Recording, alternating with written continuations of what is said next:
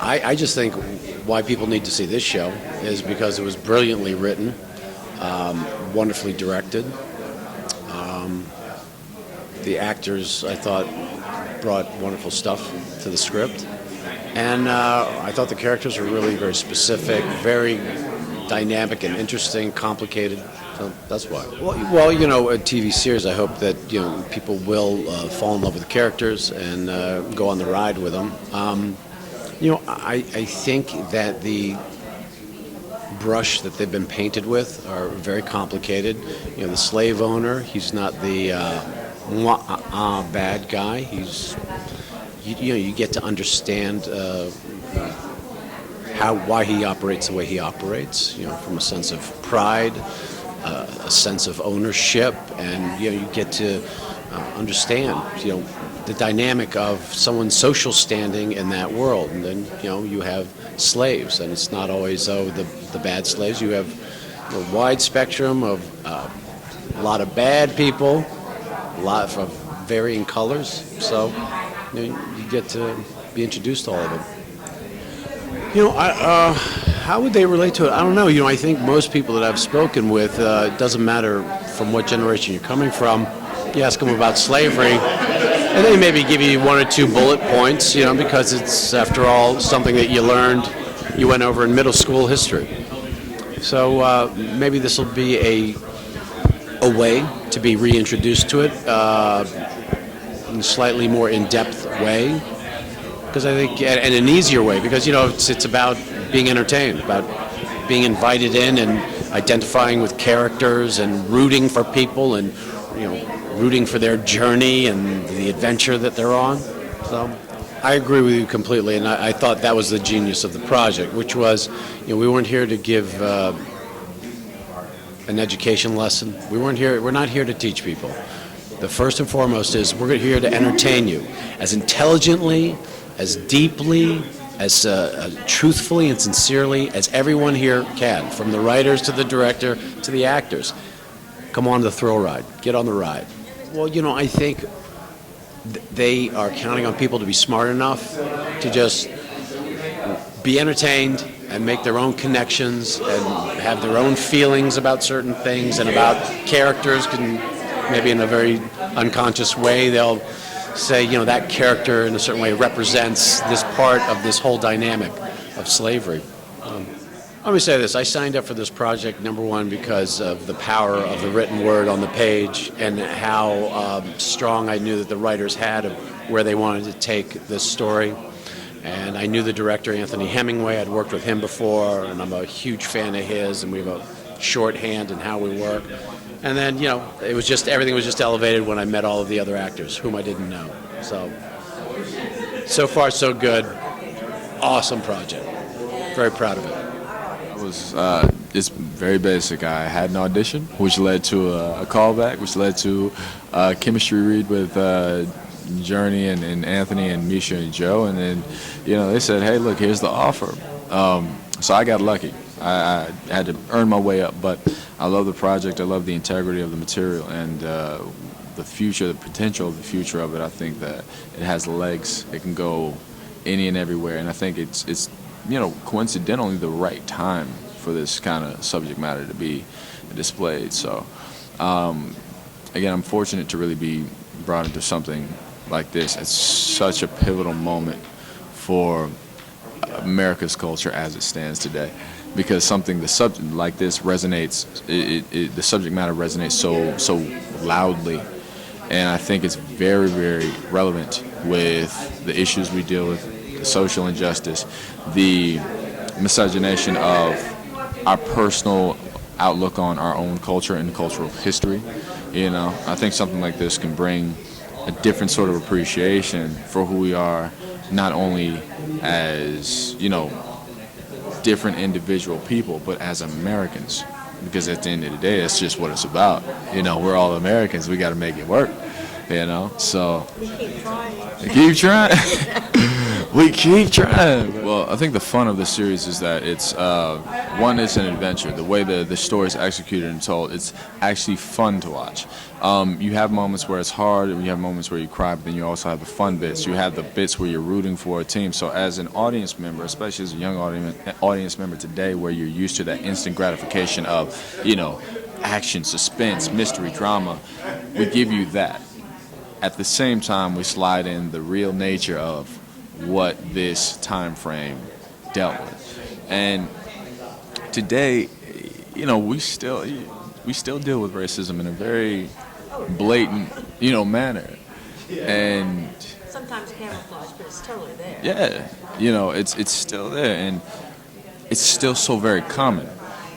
There's still places, there's still towns in America that are segregated, still schools that are segregated, and that makes no sense. There's still people that believe in cultural dissection, and that's a normal thing. So something like this can show, I think, the foundation of where it kind of started and how ugly it was and how ugly it never needs to be again. Because you don't only have black Americans who are fighting for their freedom and for their legitimacy to be recognized as human beings, but you also have white abolitionists, which I think is a very important part of the story to be told, because there are a lot of people who think slavery is black and white, pardon the pun. But, this story tells it tells the tale of the first integrated civil rights movement, where people come together because they know, like, in a humane way, this is wrong, this is not okay. A lot of that still reflects today on how people treat each other. So, it's still biased, but I do hope, that what we've created sort of influences the younger generation to take a look back at the history. I know, especially being, a black American, our history is whitewashed from the history books.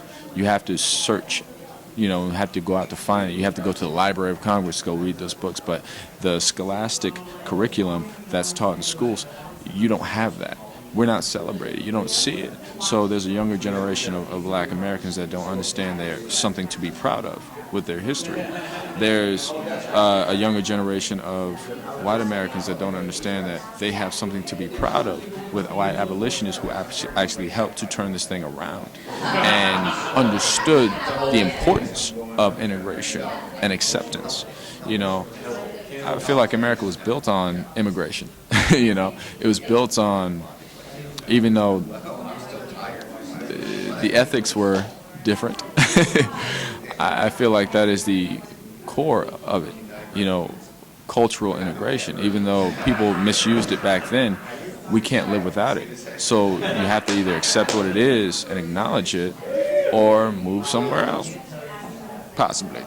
But, this country thrives on every different culture's contribution to what it is.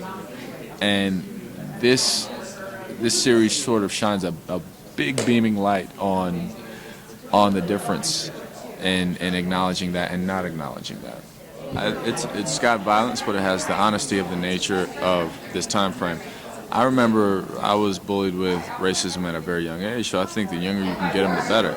It's up to the parents to really explain the story and really, teach their kids how not to follow the same path. But I think it's important for young black kids, to watch this. But at the same time, I think it's equally important, if not more important, for young white kids to watch this. So they can see that this is something that, maybe they have a group of friends that thinks this is cool, but they can be the one to stand up and say, it's not okay. Look, is this what you want to, you're joking about something that's very, very real. This is not okay. There are, young black kids, again, who don't understand their history all the way. So sometimes they will make inherently, I guess, oblivious comments that they don't realize is detrimental to them and to their surroundings. So the younger you can get them, the better. It's a little rough, but again, I trust in that, there's good parenting around that will, moderate. I play Elizabeth Hawkes. Oh, in detail? Yes.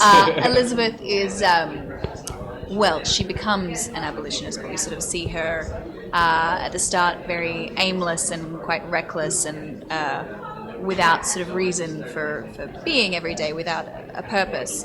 And then she sort of experiences plantation life firsthand and is sort of forced to act, because how can you see something like that and not respond? So that's where we find Elizabeth. That's great. I play Miss Ernestine. I'm the head house enslaved mama.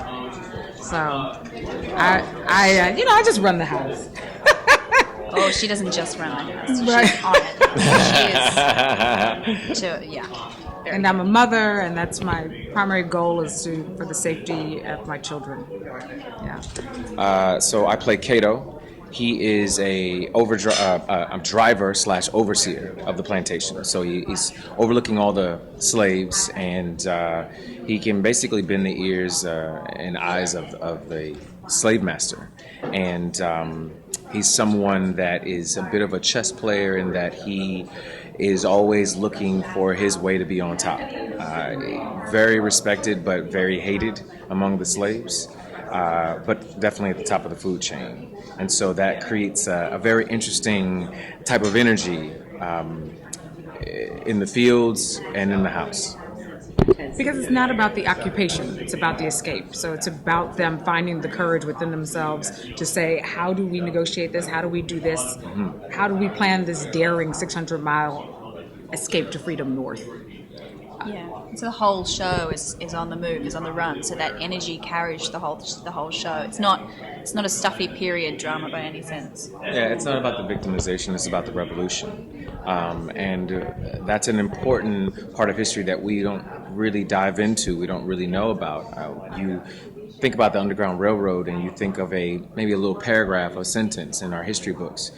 So a lot of people don't know anything about it. They just hear Harriet Tubman and they hear a couple of songs and that's it. This dives into each one of our characters, giving you a full human to understand the flaws, the things that you connect with, the things you don't understand, putting them in extreme circumstances and what they do and how they reveal who they are. That's very exciting, and for us as artists, it's great to have the words that Joe and Misha gave us to explore these wonderful stories and to give a different perspective on slavery and the heroism that these characters have in them to continue. I think every one of the things that I've seen growing up, talk about the color purple or roots or anything, they're all important. They all need to be told. No story should never, we can't tell these stories enough, if I could be honest. But for me, what I am excited about is that hopefully this will reinvigorate us to start to dive in, have conversations. That's one. Also for young people to be able to know their history, to know where they come from, to know find their own self-worth, to say, I'm more than enough and I deserve to be here. To also to have a dialogue, because I think it's not just how the black people feel. I feel like I want to hear how Jessica feels. Yeah. I want Jessica to care about how I feel. And I think that's the problem right now is we're so isolated and we just want to make it like, okay, the black people are going to be in one room talking and then the white people will be in another room having their opinions. And I think what this can do is kind of say, no, we need to challenge that and be courageous enough to say, this was my experience with this period in history, and like, how does that affect you? And then say, maybe I need to rethink this, or maybe I just learned something from you, and vice versa. And I think that's what's exciting about this piece, is because there's no clear line villain. As soon as you think your character is one thing, they get challenged in a certain way, their character is challenged, and they have to make important decisions, which is what we have to do every day. Yeah. And so I feel like that's what I'm interested in, is us actually as a community, as a world, being able to say to each other, hey, how do we all feel about this? And let's all be in a room together talking about it. Yeah. And let's also just admit to the fact that it is American history. It's not black history. It's American history. That's one. Exactly. And that this story is as relevant today as it was then, and that is the conversations. It's not saying, well, that happened then and this is now. No, there are still struggles that we're dealing with, and there's misconceptions and miscommunication, and that is exciting. Hopefully that we'll be able to do that, to have those conversations. Yeah.